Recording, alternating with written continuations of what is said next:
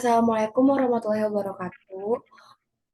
Perkenalkan, kami dari kelompok Biologi 12 MIPA 3 yang beranggotakan Risa Oktaviani, Sabila Antika Surya, Salsabila Matul Hadi, Saida Salika, dan Nimiman Natali. Nah, yang pertama, dengan Saida ingin menjelaskan tentang fase siklus G-sel. Yang pertama, interfase sel tahap istirahat.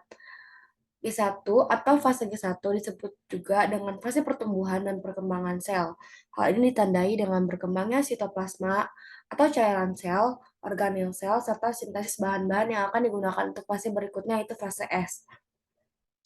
Pada fase S terjadi replikasi atau duplikasi DNA sebagai materi genetik yang akan diturunkan kepada sel anak, sehingga nantinya akan dihasilkan dua salinan DNA. Nah, ada G2, itu adalah fase terakhir, yaitu fase replikasi DNA telah selesai. Terjadi peningkatan sintesis protein sebagai tahap akhir persiapan sel untuk melakukan pembelahan. Yang kedua itu ada mitosis, yaitu pembagian inti, juga disebut karyokinesis. Nah, hanya terjadi pada eukariota, terus terjadi pada beberapa sel seperti sel-sel otak. Memiliki 4 tahap, A itu profase, B metafase, C analfase, D telofase. Nah, yang untuk C itu sitokinesis, pembagian sitoplasma. Nah, pembagian sel menjadi dua, yaitu identik yang disebut sel anak. Dalam sel tumbuhan, bentuk lempengan sel di ekuator untuk membagi sel. Pada sel hewan, pembelahan mengerutkan bentuk untuk membagi sel. Nah, sekarang aku bakal membahas fase mitosis. Fase mitosis itu memiliki 4 tahap. Yang pertama itu awal profase, kromatin dalam inti memadat membentuk kromosom. Bentuk gelendong mitosis dari serat dalam sitoskeleton atau sentriol, itu hewan. Akhir profase, membran inti dan nukleus dipecah. Kromosom terus terkondensasi dan terlihat jelas. Serat gondong yang disebut kinetoros menempel pada sentromer dari setiap kromosom. Spindle selesai terbentuk antara kutub sel. Spindle serat melekat kromosom.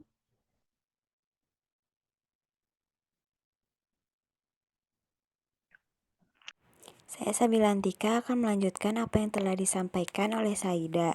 Untuk yang kedua itu ada metafase, yaitu kromosom melekat pada serat kinetokor, pindah ke tengah sel. Kromosom sekarang berjajar di ekuator. Yang ketiga ada anafase, itu terjadi dengan cepat. Pasangan kromatid ditarik terpisah untuk kutub yang berlawanan dari sel oleh serat kinetokor. Yang keempat ada telopase, yaitu pasangan kromatid di kutub yang berlawanan ditarik spindel. Bentuk selubung inti di seluruh setiap set pasangan kromatid muncul kembali nukleolus. Sitokinesis terjadi dan kromosom muncul kembali sebagai kromatin.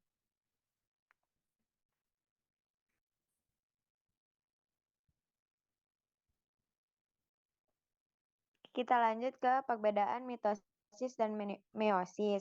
Itu ada penemu, yaitu mitosis ditemukan oleh Walter Fleming yang merupakan seorang ahli anatomi. Sedangkan meiosis ditemukan oleh Oscar Hartwig yang merupakan ahli biologi. Keduanya sama-sama berasal dari Jerman. Yang kedua ada tahapan pembelah sel. Mitosis terdiri dari tahapan profase, metafase, anafase, telopase, dan sitokinesis. Sedangkan meiosis terdiri dari tahapan yang lebih panjang yaitu profase 1, metafase 1, anafase 1, telopase 1.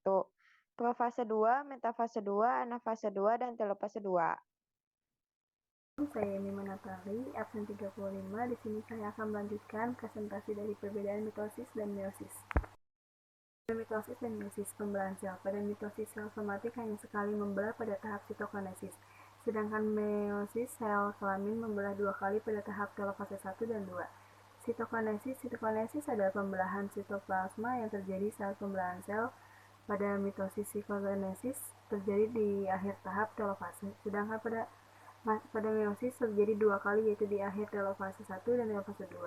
Karyokinesis adalah pembagian materi inti sel yang terjadi saat pembelahan sel. Karyokinesis pada mitosis terjadi saat interfase, sedangkan pada meiosis terjadi pada interfase 1. Hasil pembelahan sel pada mitosis dihasilkan dua anak sel yang bersifat diploid atau 2N. Dengan informasi genetik yang identik, sel anak mitosis memiliki jumlah kromosom sama dengan induknya, sedangkan pada meiosis dihasilkan 4 sel anak yang bersifat haploid N dengan jumlah kromosom anak setengah dari jumlah kromosom induknya.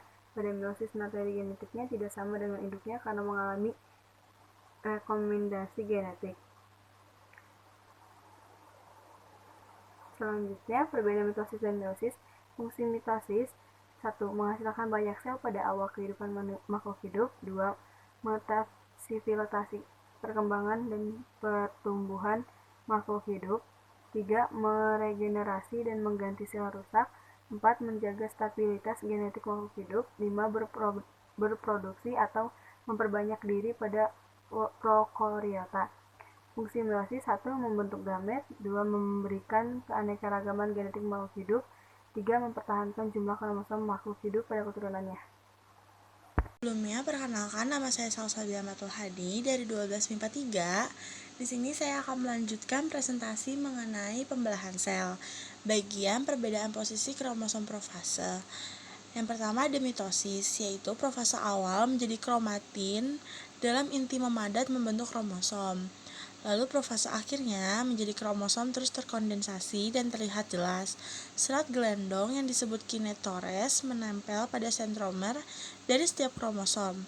Spindel selesai terbentuk antara kutub sel, spindel serat melekat kromosom. Lalu yang kedua ada meiosis 1, yaitu ada profase awal menjadi kromosom homolog pada tetrat saling pindah silang dan potongan kromosom atau gen dipertemukan. Profase akhirnya menjadi kromosom menebal. Lalu yang terakhir ada meiosis 2, yaitu membran nukleus melebur dan spindel terbentuk. Lalu kita berpindah ke perbedaan posisi kromosom metafase, yaitu yang pertama ada mitosis.